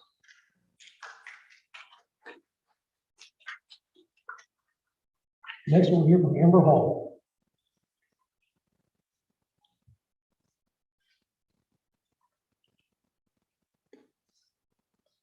Good evening, board members. First, I want to say that you keep saying the goal is to keep kids in school, but you're pushing parents into pulling children out of public school. And I personally know about this because I'm the founder of the Polk County Homeschool Co-op. Our numbers have tripled. We continuously, daily have people join our group. We continuously have kids join our classes. So don't think that our county doesn't have options, and our parents, even working parents, don't have options because we do public schools no longer the only option we have. So I'm done talking about masks. Y'all obviously don't listen to public input. You don't care what the parents of these children in your school say. So I'm dropping the whole mask argument. The next thing I'd like to speak on is because I have parents come to me and speak to me about things that they don't feel come speaking out publicly because they still have kids in school here. I've had quite a few parents come speak to me about a teacher that you employ that is teaching our kids that some races are better than others and some races are bad, and pushing her political views in the classroom to the point that parents are requesting that this teacher not be their quiz teacher when they find out they're homeschool teachers. Mr. Green does know who I'm referring to because he told one parent that brought it to his attention that he's had multiple complaints on her. I won't mention names here because we all know who she is. To be honest, parents are afraid to come and speak out about this teacher because they're afraid of the repercussions of this teacher to their students. So I'm speaking for them. So how many complaints does it take to get this teacher out of our schools? The last thing I have to speak on tonight is about the vaccines. I want to say thank you for publicly putting it out there that you were going to require parent be present. I want to publicly say thank you because I don't feel like y'all hear that enough from me. But that does not ease the worry of most of the parents in this county from being worried that they're going to get the shot without them knowing. So I'm putting a request out that we do not hold vaccine clinics in our schools, even though we've done it for years ahead before. This is not the same times as it was 5 years ago. So let's change it up. If you can get to the middle school, you can get to the health department, you can get to CVS. All these places in town are offering them at free of charge. There's no reason that they should be in our schools except for the fact that they're directly tied and linked to the ARPA money that the school chose to take.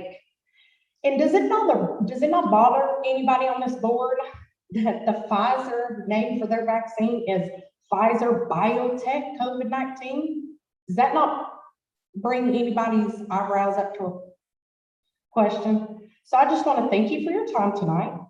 And I hope that you truly listen to what the parents of Polk County are saying. And if you choose not to listen to what the parents are saying, I suggest that you resign.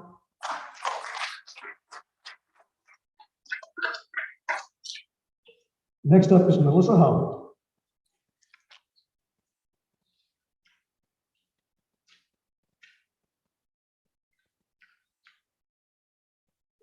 respect, due regard for feelings, wishes, rights, or traditions of others. Please look that up and learn the definition, because you don't show it to parents, but we have to show it to you.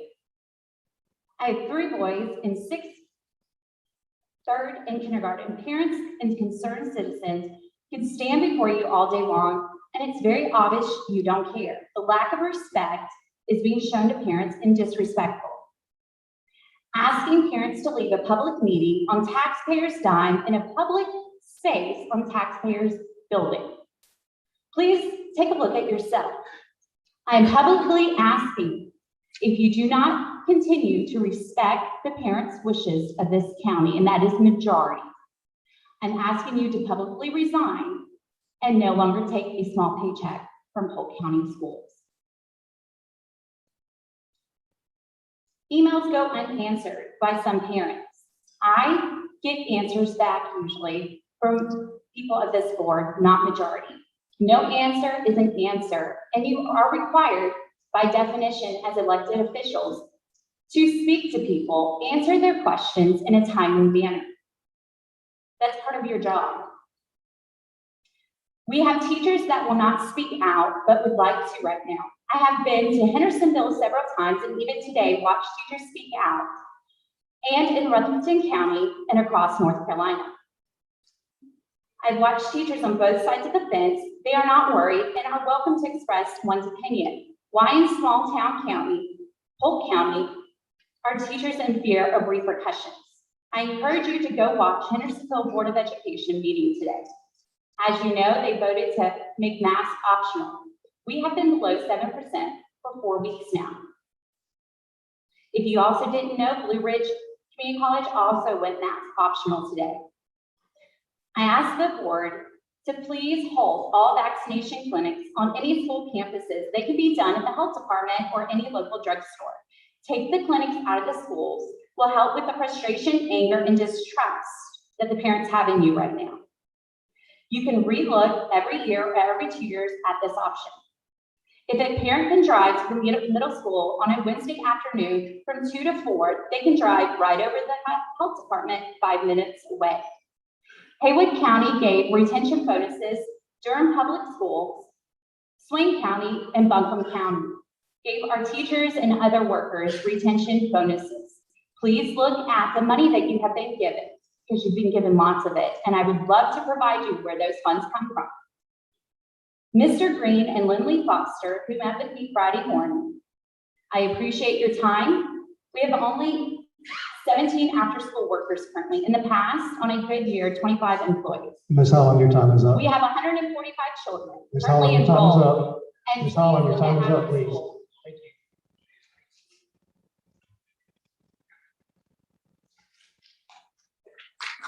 you. Next is Paula Freeland.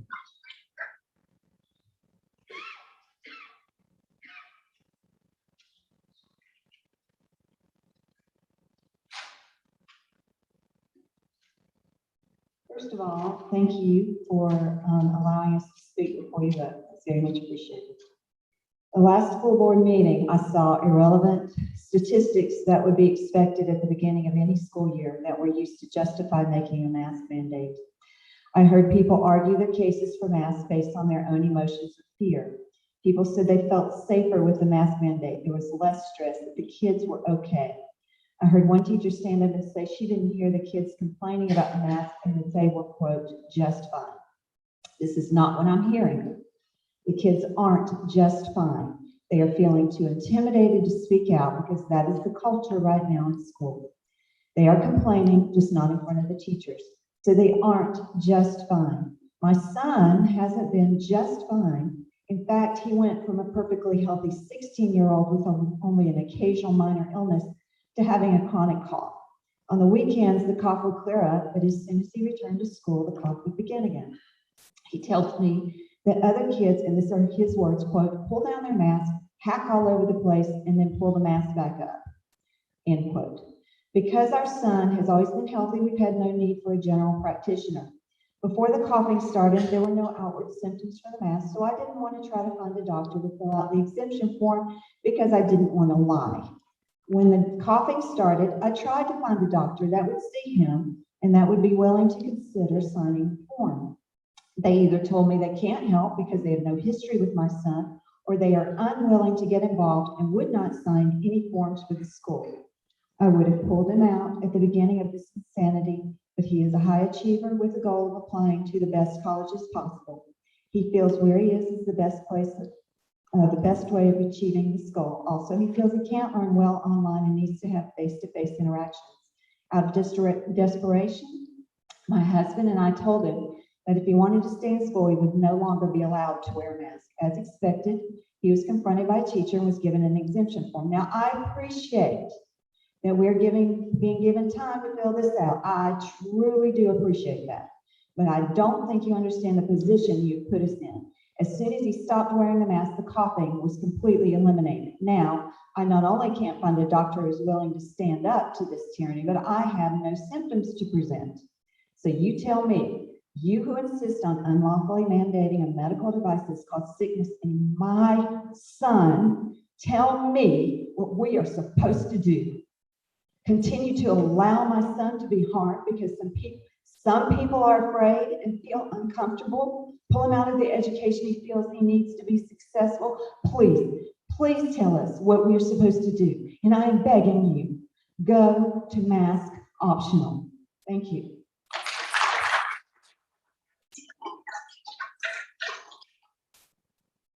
Next, we'll hear from Daryl Thorne.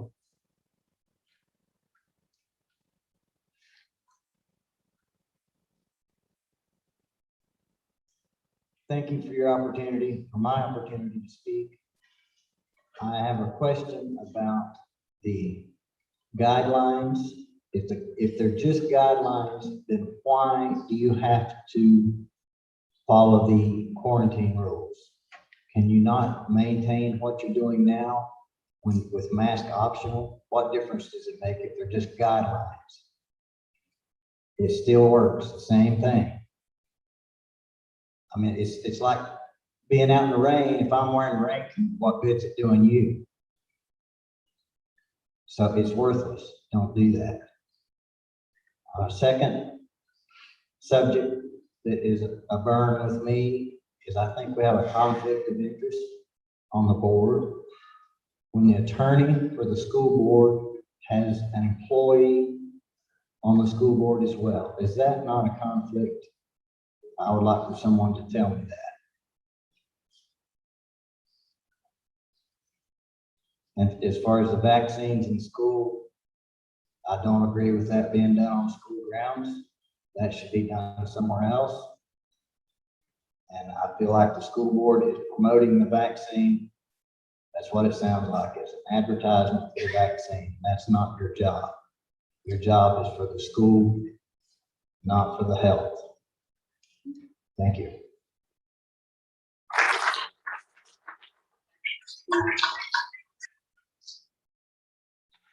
Next, we'll hear from Pat Lennon.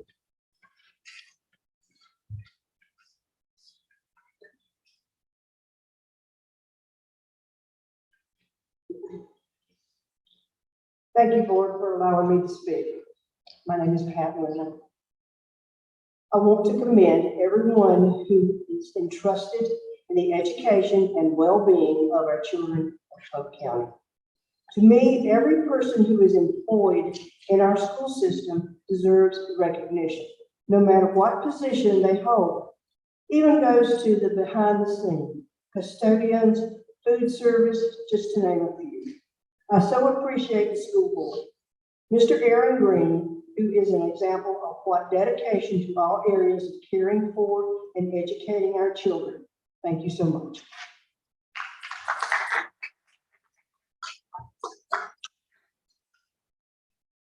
Next, we'll hear from German Ruiz.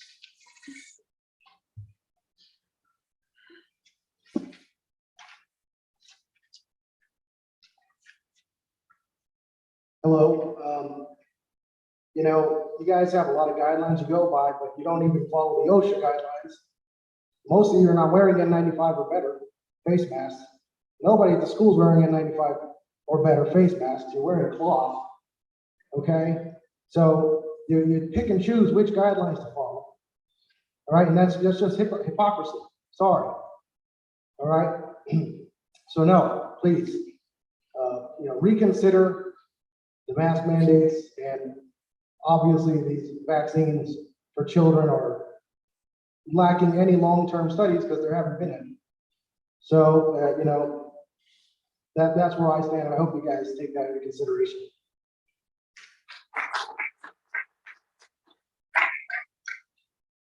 Next, we'll hear from Betty Ledbetter.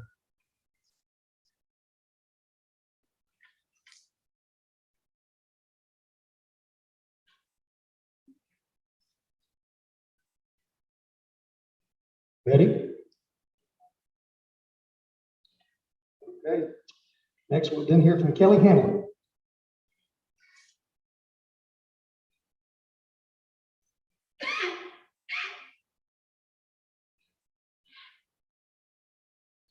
Hey, everybody. Thank you, board, for the opportunity to speak this evening. It's all kind of bonkers. I think we're all tired, we're all exhausted from the last 20 plus months of irregularities and all the extras that come along with it. I'd like to echo Pat's comments and thank all of you for your service to our community. And also offer congratulations to all of the teachers and principals of the year. In this time of great division, my deepest hope is that we could all unite on children's safety. That would be including the little ones, age 5 to 11. I think we can't discount their opportunity to have the appropriate number of weeks to fully vaccinate. And then at that time, I would hope that we could reconvene and hopefully unite on a decision to move forward accordingly. Thank you for your time.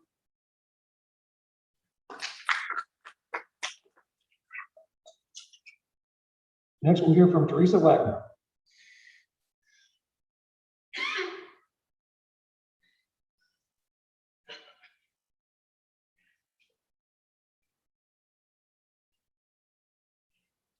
Good evening. Thank you guys again for coming out for the Board of Education meeting, allowing us to attend.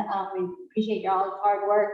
I actually came to say thank you for expediting getting the vaccine to the health clinic at the middle school to make it more available for our children. I wasn't going to talk about masks, but thinking about it, giving the 5 weeks for the vaccines for the younger children to take effect, I think it would be a good idea to hold off on making masks optional until that 5 weeks is up, and then take a look at where we are. But thank you again for your hard work.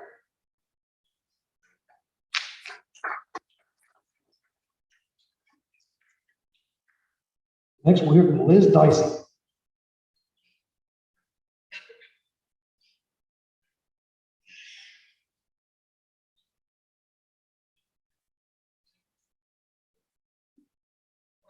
I just came tonight to express my support for the Polk County School District, and especially the board for their, I admire the way they have handled the pandemic, and was proud when they made masks mandatory. It was clear to me that what they care about is the safety of the children.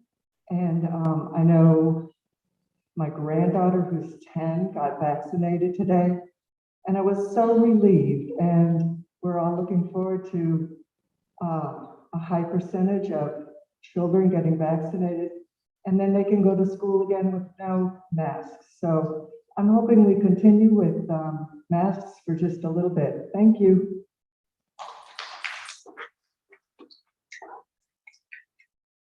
Next is Jolene Williams.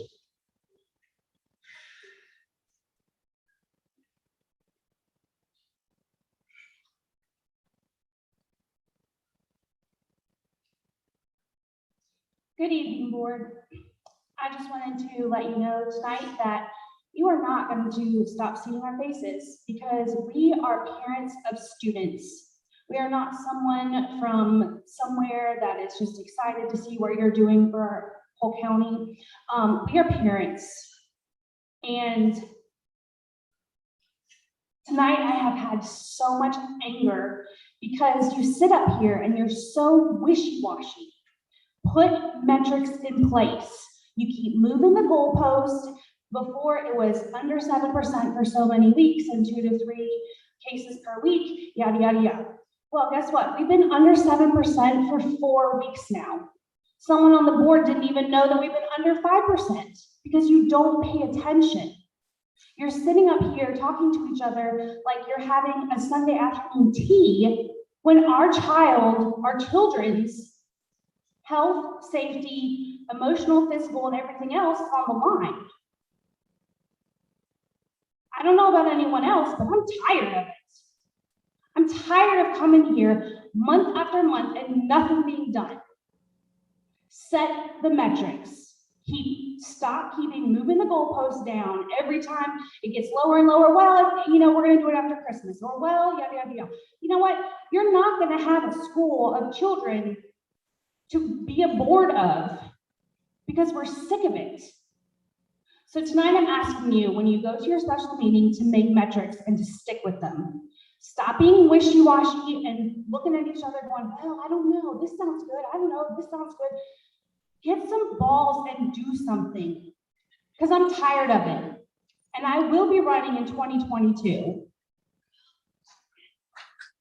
because I want something done for my child. Or again, you're not going to have any children to be bored of.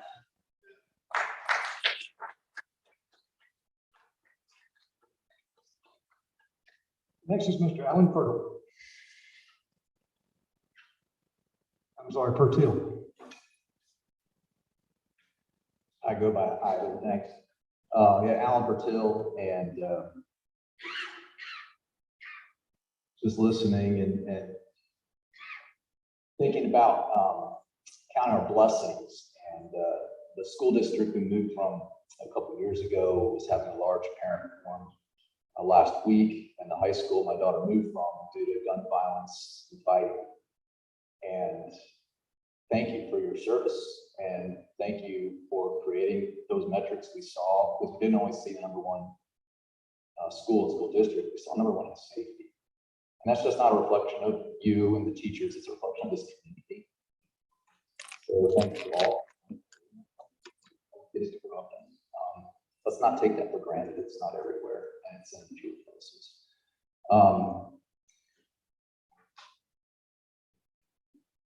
I'm in favor of keeping the temporary mask mandate in place. It seems to be working to keep our kids in school. Appreciate making that vaccine available to folks that need it. And we hear a lot about freedom these days. And in great, precious freedom, we've elected you and given away some of that freedom and given it to you. And you carry that responsibility for our kids. And I just want to thank you for handling that well as good stewards, and for modeling for us and giving us the opportunity to see tolerance at work as we'll all talk and disagree with each other in respectful ways. So thank you for that.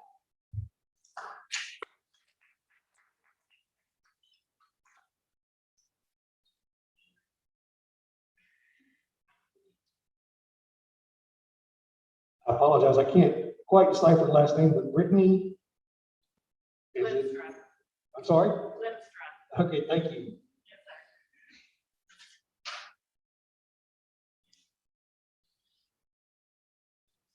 I want to thank you all for the opportunity to speak. It's a pleasure to be here and to hear the progress that the school system is making and the way we're taking care of our students. I'm a parent of 3 students in Polk County Elementary, and we couldn't be more grateful for where they are.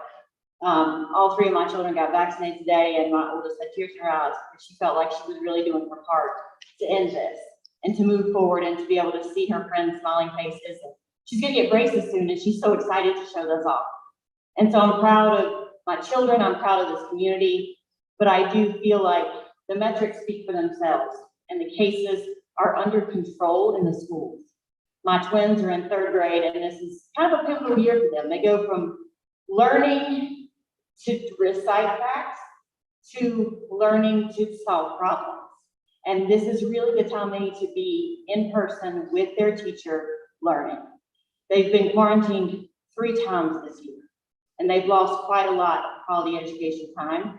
And since the mask mandate has been implemented, they've not missed a day. And I'm very, very grateful. I'd like to see the opportunity for all of us to have the opportunity to get vaccinated if you feel that's a priority for your child. But get through the holidays, as we've all stated, there's always spikes after that, and keep our children safe. Thank you.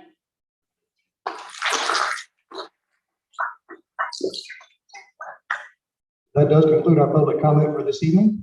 We will then need to move back to our action item of voting for the mask for the month as mandated. So I would be looking for, at this point, do we want to have any further discussion before we entertain motions?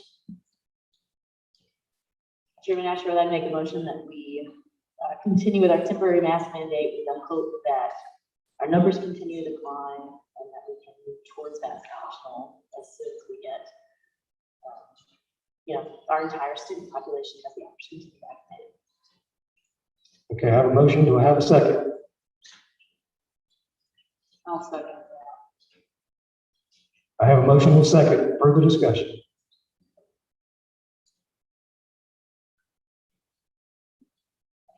All those in favor of keeping things the same for the time being, please say aye. Aye. Opposed, nay?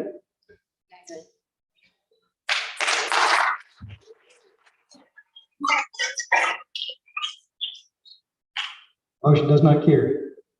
3-4.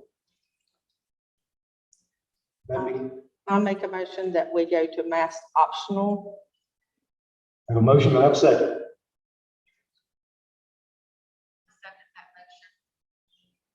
I have a motion and a second. Any further discussion? I guess I'll get to know when.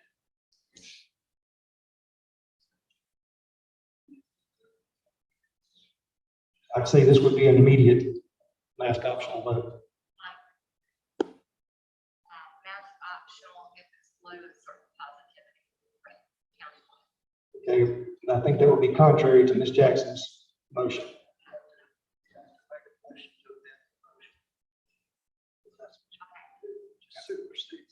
Don't speak up. We can't hear. So you have a motion on the table. That's the main motion. But a motion to amend that motion can be made, which takes priority. You vote on that, the amendment of the motion, and depending on how that goes, you go back to the consideration of the main motion on the floor. So then do I have a motion to amend that motion? I'll make a motion to amend that motion if the county wide positivity rate is less than 5%. Okay, so now a motion on the table is mask optional provided we are below 5% positivity for the county for 2 weeks. For 2 weeks is the time period? Specific day. So if it stays below 5% for 2 consecutive weeks, that's what come on. I'll Yeah. second that. Okay, I have a motion and a second. Do I have more discussion?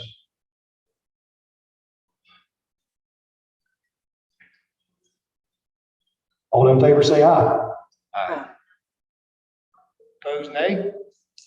Nay. Motion carries 4-3. Can you restate that motion? We couldn't hear. So the motion that was made was that we will go mask optional if the county-wide positivity rate falls below 5% for 2 weeks.